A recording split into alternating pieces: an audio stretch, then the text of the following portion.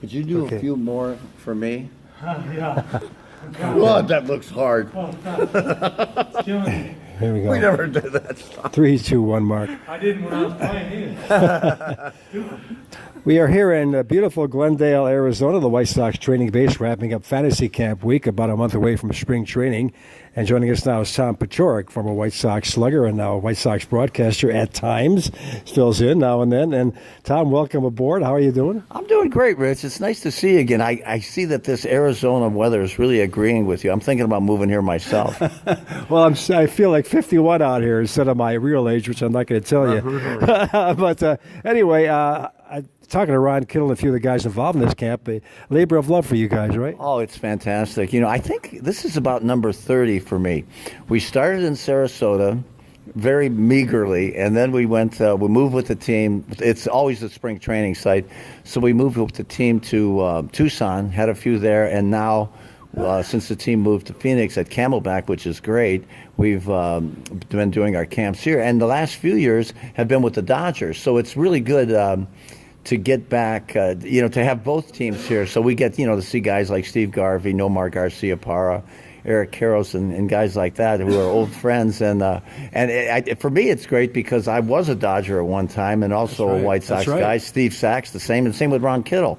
So it's good to see these guys again, and I think the collaboration is really good. I think the fans and the people that are here are really enjoying themselves. Well, the amazing thing about it is no matter what your age, you're still involved with the uniform. You got the uniform on, and you're out there in the field, so it is a fantasy. It's amazing, Rich. There's a lot of guys over here that have played a lot of baseball. You can see it. I mean, there's some kids out here that are 30-ish that can really still run. And there's some guys that are pretty good hitters, too. Yeah. And I wouldn't go on the mound because they would kill me with a line drive. But, at my age especially. But there's a lot of guys that are really interested in the playing aspect of it. And they know fundamentally that they're pretty good. And the games are close, too. And that's all we need right here. We got 2 White Sox teams and 5 Dodger teams here. So we're kind of playing at least 1 game a day. Usually, 2 games a day with an off day in between. But, boy, it is really a lot of fun. But it's amazing. I feel like it's the second day of spring training. I'm just standing around doing nothing, and I'm sore.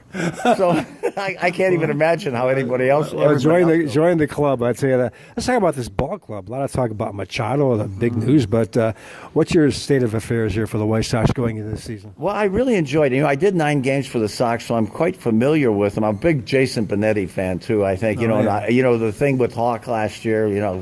Being able to say goodbye to Hawk at the last day's ceremony was really a big event for me. But Jason is going to fill in really well. He's a great announcer and a great young man too.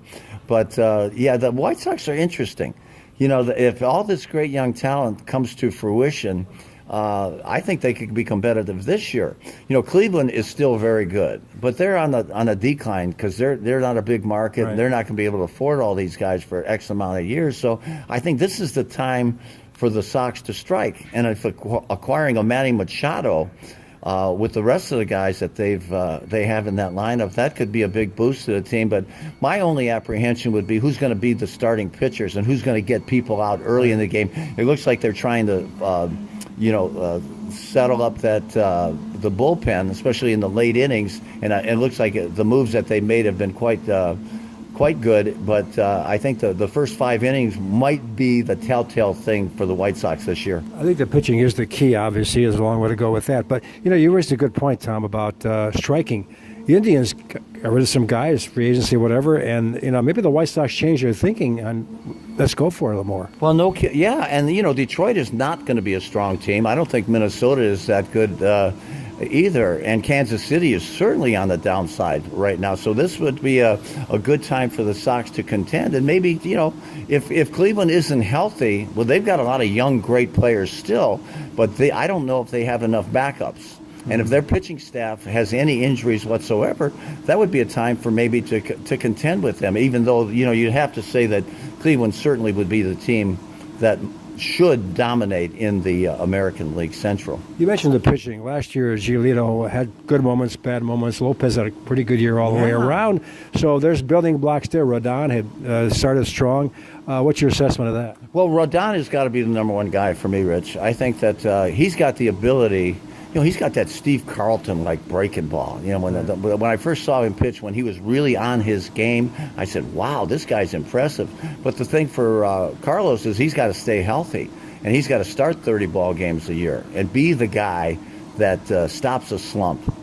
And the other guys rally around him because he's been around a long time now, and it's time for him to be that number one guy to hopefully replace Chris Sale.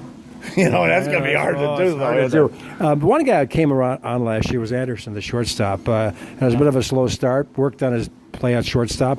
Looks like he's rounding into what they want. Well, Timmy's a great athlete. I'll tell you what, he can run, and he has all the essentials to be a five-tool type guy. You know, but he's got to pick up the average a little bit. But he's got power for a shortstop. My goodness, he's got as much power as most shortstops in the league. But of course, that's a position that there's some studs out there too. Mm-hmm. But Timmy can represent the Sox very well over there, and I think with his speed, he could really enhance the ball club and be a guy that can either hit in the top of the lineup if he gets the walks, or at the bottom of the lineup and actually drive in some runs and use his power. What'd you see from Moncada?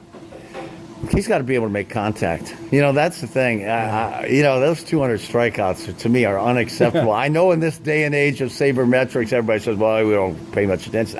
Not me. I'm still old school, Rich. I will take that to my grave, I'm sure.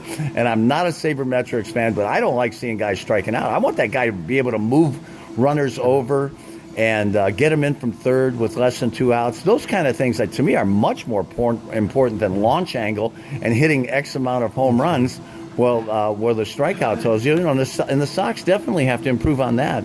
You know, when you set a major league record for strikeouts by a team, that's not good. Right. You know, and you know the chances of losing are just enhanced by that. Mm-hmm. I'm a contact guy, and I don't know what's wrong with a single. I don't know why these guys won't settle for it anymore. But that's pretty much my position on it. Single or a walk. What are your plans for the rest of this before camp?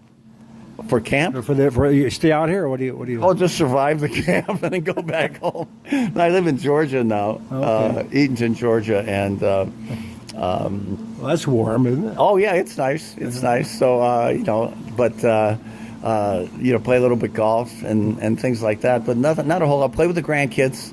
Yeah. Got 8 of them now, and wow. Yeah, so that's fun. They all live in the area, so that's mainly my objective, and hopefully next year to be able to do some games for the Sox. You know, in the event of anything. Sure. You know, if Stoney takes some time off, or Jason needs a day off, or something like that, I'd be happy to fill in because I love working with the Sox. I love the organization, and they're the only team that I could ever work for again, Richard. To be honest with you, I'm just so indoctrinated into the White Sox and their philosophy and the good people in the organization that these are the guys that I'd like to be around. Well, you had a lot going for you. The fans know you. You had a lot to the broadcast, obviously. So we'll see you around the block. Thanks, Rich. Great seeing you. Okay.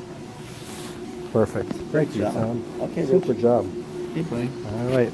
I'll be out there. Jess has got me scoring a game. I said, can you go to work for me? Hey, you haven't gained an ounce, have you? No, Tom, I feel like I'm 50 years old. I'm 71. Are you 71? Yeah, I feel great. I know. I feel working out every day, pumping iron. Very young woman, which helps. But 17 years old. Keep going. You're 71. I would have never guessed that. Thanks. You know, I got my kid for my 70th birthday gave me a T-shirt from 70 to the 90. Thanks a lot. Yeah. See what you got to look forward to? Yeah. Thank you. I got you by a year. Thank you. Thank you, Tom. All right. Where did Jensen go?